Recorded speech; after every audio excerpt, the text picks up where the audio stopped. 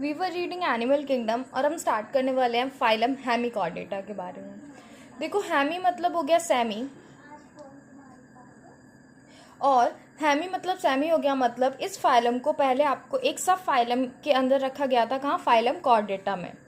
लेकिन जब जब हमें एक प्रॉपर नॉलेज नहीं थी तब हमने इस फाइलम को एज अ सब फाइलम रखा था फाइलम कॉर्डेटा में। But after we have gain certain knowledge about the characteristics of phylum Hemichordata, हमने उसको एक सेपरेट फाइलम में रख दिया of under the non chordates.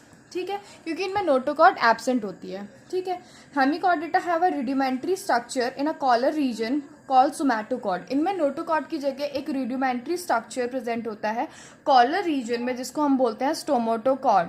A structure similar to notochord. Actually ये स्ट्रक्चर सिमिलर होता है नोटोकॉर्ड से, पर ये नोटोकॉर्ड नहीं होता है, इसीलिए हमने इसको अलग फाइलम में रखा अंडर द नॉन कॉर्डेट्स, जिसको हम बोलते हैं फाइलम हेमिकॉर्डेटा।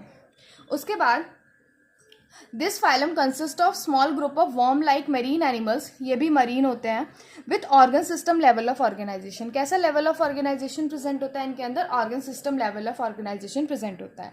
जनरल कैरेक्टरिस्टिक्स की बात करें तो बायलेटरल सिमेट्री प्रेजेंट होती है, मतलब हम इनको एक प्लेन से दो सिमिलर हाफ्स में डिवाइड कर सकते हैं। उसके बाद आपको बताया गया है कि ट्रिपल ब्लास्टिक होते हैं, मतलब 3 जर्म लेयर प्रेजेंट होंगी, एक्टो एंडो, और उनके बीच में एक डिफरेंशिएटेड मीजोडर्म प्रेजेंट होगा। सीलोमेट एनिमल्स हैं, कैविटी प्रेजेंट होती है। उसके बाद इनकी बॉडी के बारे में बताया गया है। The body is cylindrical. देखो ये बॉडी कैसी है आपकी? सिलेंड्रिकल है and is composed of anterior proboscis. Anteriorly क्या प्रेजेंट है? ऊपर प्रोबैसिस।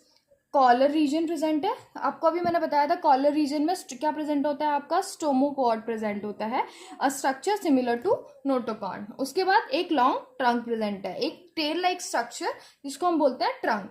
उसके बाद सर्कुलेटरी सिस्टम इनका ओपन टाइप होता है। ओपन टाइप सर्कुलेटरी सिस्टम मतलब क्या होता है कि इनके पास वेसल्स एब्सेंट होते हैं, आर्टरीज, कैपिलरीज, वेन्स, ये सब एब्सेंट होते हैं, और इनके जो टिश्यू होते हैं और जो सेल्स होते हैं वो डायरेक्टली बाध होते हैं किसमें? ब्लड में, और ये वहां से अपना डायरेक्ट न्यूट्रिशन ले रहे होते हैं। ब्लड इनका आर्टरीज और कैपिलरीज के थ्रू फ्लो नहीं कर रहा होता है। उसके बाद बताया गया है respiration take place through gills. Respiration के लिए क्या प्रेजेंट होता है आपका? गिल्स प्रेजेंट होता है। ठीक है, एक्सक्रीशन के लिए प्रोबॉसिस ग्लैंड प्रेजेंट होता है।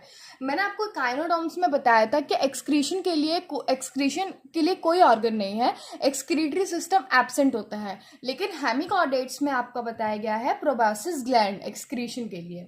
ठीक है, यहाँ पे आप याद रख लेना, प्रोबॉसिस है, कॉलर है, ट्रंक है, तो प्रोबॉसिस में ही क्या प्रेजेंट है? प्रोबॉसिस ग्लैंड प्रेजेंट है। सेक्सेस आपके सेपरेट होते हैं, फर्टिलाइजेशन एक्सटर्नल होता है। सेक्सेस सेपरेट है, मतलब फीमेल अलग है, मेल अलग है, और फर्टिलाइजेशन आपका बॉडी के बाहर होता है, एक्सटर्नल फर्टिलाइजेशन होता है। उसके बाद डेवलपमेंट इज इनडायरेक्ट, मतलब डेवलपमेंट आपका लार्वल स्टेजेस के थ्रू होता है। उसके बाद आपका डायग्राम बताया गया है बेनेनोग्लॉसस का। प्रोबॉसिस है, कॉलर है, ट्रंक है। ठीक है, उसके बाद एक और आपको एग्जाम्पल दिया गया है सेक्लोसिस का।